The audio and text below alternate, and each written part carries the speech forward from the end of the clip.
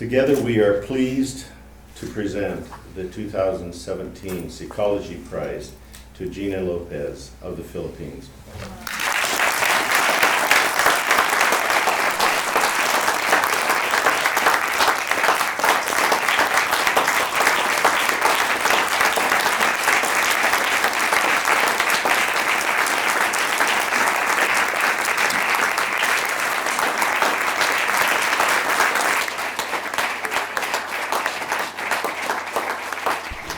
Good evening. I want to thank Seacology for this honor of the award, and I would like to further applaud them for the work they've been doing for the past 26 years for our islands.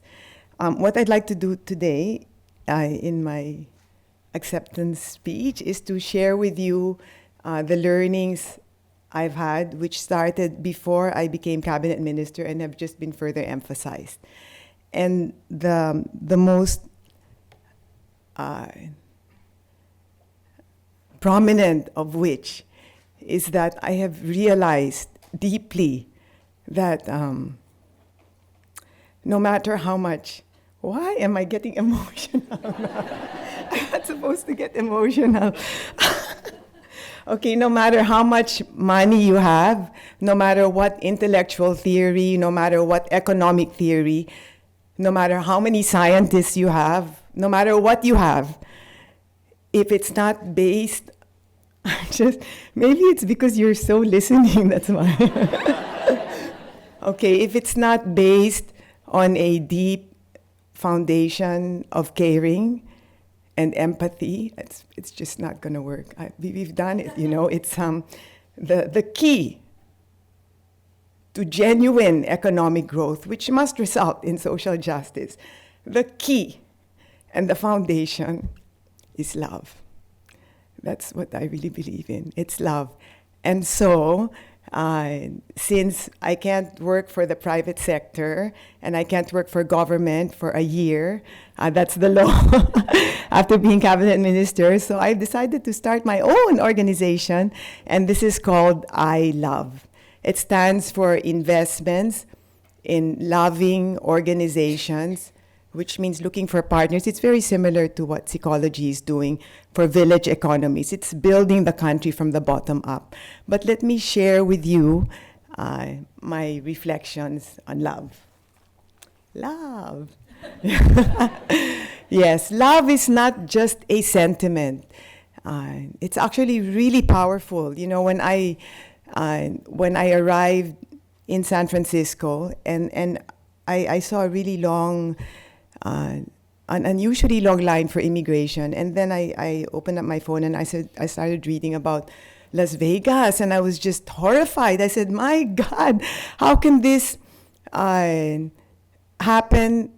I mean, how can a guy kill so many people?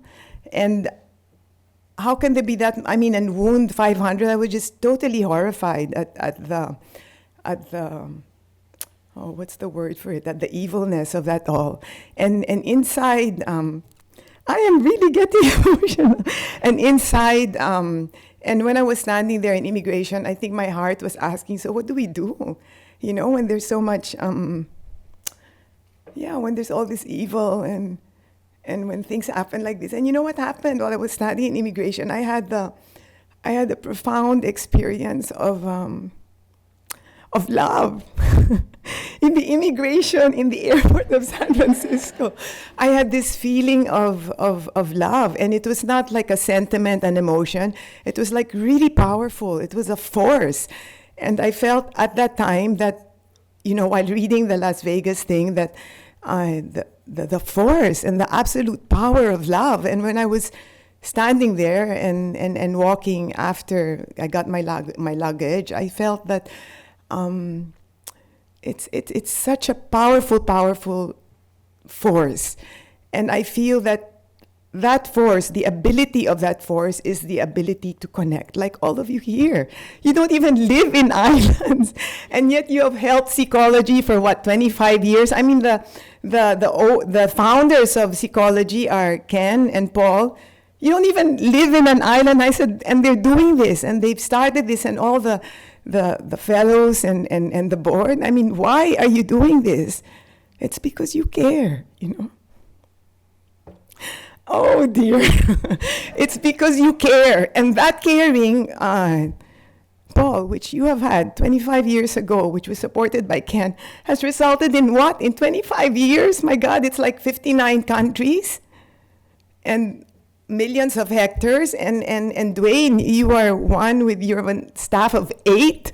And you're doing this. What is it that makes you do what you do? What is it which makes you successful? And I have no doubt in my mind, it's a sincerity of love, of caring. I mean, name it what you will name it, but it's the genuineness and the sincerity of caring. And that's very, very powerful. And even in the midst of what happened in Las Vegas and 9/11 or whatever, I do feel that sentiment, and no, it's more than a sentiment, that force of love is what's going to connect all of us and the planet, and we will win. We will win. So let me talk to you about my reflections on love.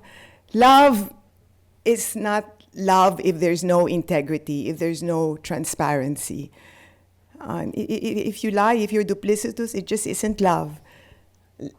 If you ruin what God has given us, you can't say that's love, especially in a country like the Philippines, where 1/3 of the Filipinos depend on our natural resources.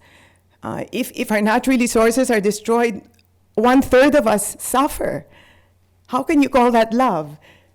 If you can't work together, you can't call that love. And I come from a business family, so of course I believe in business. But it can't be money for money's sake. It has to be, you have to earn money with decency, and there has to be a sharing, pay it forward. And I have put these pillars as the foundation of I Love. And I'm going to show you some very few slides of how it has worked. This is in Sorsogon. It's a surfing camp, and it was just a beach before with really nice waves, and they're out-of-school youth.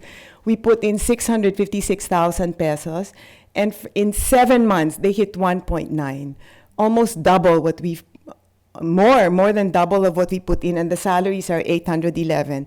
So what we do, the standard operating procedure, which I have done in all the areas, is we don't give any money unless they commit to values. Values is critical, like critical. I tell the farmers, if you're just going to drink and smoke, I'm not going to help you.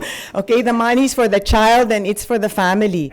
And you know King Arthur and the Knights of the Round Table. So actually, before we even help them, we have an Earth Warrior training, and where we have military drills, like a real Earth Warrior training. And at the end, we knight them, like they kneel down, and like Knights of the Round Table. You kneel down, and then we have an arnis, which is like a Filipino bamboo martial arts thing, and we tell them with honor and with courage, be an Earth Warrior. And they take it on. And the very fact of committing to values over and above the money is what makes the project successful. I have no doubt about it. Look at this. This is in the Yolanda area, where we had the worst storm surge in the history of the planet. I put in 1.7 million, and we did the same thing. We asked them to commit to values. And in less than a year, they did double whatever we put them. I mean, I'm doing better than business groups. And the salaries are 677. I mean, I have data like this, but in the interest of time, I'll just show you a few. This is, again, Sorsogon. And I'm really, really happy you're doing mangroves, because in the country, the mangroves, the islands with the mangroves suffered 80% less damage. So the fact of Seacology going mangroves is just an excellent, excellent direction. So I put in 522,000, and in 6 months, they hit 1.2. And the salaries are 484. This is the last one I'm going to show you, because I only put in 250,000. This was a river with fireflies and gorgeous, gorgeous fireflies. And in 2010, they win gold. The best ecotourism site, not in the Philippines, the best ecotourism site in Asia. And the fishermen there are now earning 10,000 pesos a week. That's corporate wages, and they only work 3 hours at night. That's crazy. And they have 1 million pesos in the bank, and that's what it is all. It's all about love. And what I'd like to do with the money, that the Seacology money, which in the Philippines is not a small amount, is kick ass a few other islands. And I'm very happy that the founders are going to be coming over, and we will let you visit these islands. I'm really happy that Dwayne is going to visit. He's going to be in Anilao, and the area where Dwayne is actually the center of marine biodiversity in the planet. That's in the Philippines. And I stopped the gold mining there, but yes, I'm gonna bring Dwayne there, and let's see what happens. Okay, so lastly, I want to, over and above the love bit, I also want to let you be aware that in your efforts to save the islands, you're doing much, much more than just helping people there. Because, for example, in the Philippines, the biodiversity that's in the Philippines, 70% of that is unique to us. In environmental language, they say it's endemic. If the biodiversity can be found there and only there, it's endemic. Now, in the world, the country with the highest endemicity per unit area is the Philippines. We have the highest endemicity per unit area. So by your helping our islands, you're doing much, much more. You're actually helping yourselves, because 51% of cancer cures come from shells. And the center of marine biodiversity is in the country. And I'm going to show you one last slide. Because one medicinal plant can rake in, and this is conservative, I was told, $25 million yearly. But look what happens in the Philippines. I got this data when I was cabinet secretary. These are all endemic. Nata de coco, patented by Japan. Ampalaya under vitamin A-rich vegetable, patented by America. Ampalaya mixed with eggplant as a cure for diabetics. It's patented by New Jersey. Philippine Nutri, cancer-curing substance, patented by University of Philadelphia. Ilang Ilang, source of perfume, now owned by Yves Saint Laurent. Philippine sea snail, 1,000 times more powerful than morphine, wherein it can address the pain without the side effects, is now purchased by Elan Corp of Iceland. I mean, the list goes on, and you know, it's what they call the resource curse. It's that the islands have the resource curse, but the islanders are not benefiting from that. And from my perception is that each islander, each person there that is not able to discover or realize their full potential is a piece of the economic pie and a piece of the potential of the planet left untouched. So when you are helping our islands and helping the islanders there, it's not just a philanthropic thing, it's also addressing the integratedness of life. And at the end of the day, we live in this planet, and when you help a component and a segment of the planet, it eventually comes back to the total whole. So I want to thank you all, Paul, for having that. What island did you live in that made you think of this? Samoa. Thank God you stayed there. And I want to thank Ken for helping, and all the wonderful board. Keep on donating. And the fellows, your money is being put to good use. And I'm elated that the founders of Seacology are going to come and visit the Philippines. I'm going to end by relating to you what I was very much impressed with, something which Mark Zuckerberg, I listened to his speech in Harvard, in his commencement speech, and I was so impressed. He said that we millennials, it's not just about us finding purpose. We don't just want money, we want purpose. And he said it's not just about us finding purpose, it's about the world finding purpose. I found that so beautiful. And and when I was listening to the speech, and I said, that's what this is all about, you know, it's finding purpose. Now, how can you find purpose if you don't have an environment which can nurture your soul? Clean air, clean water. How can you not find purpose? I mean, how can you find purpose if you live in a world of hatred? I mean, peace and harmony and love is critical to finding purpose in life.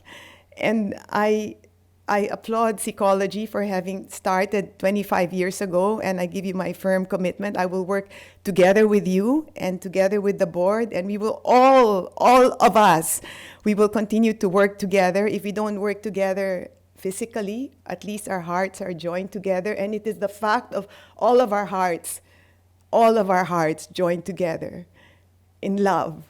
And we will, together, make this country and make this world, this planet, a much, much better place to live in. I love you all. Thank you.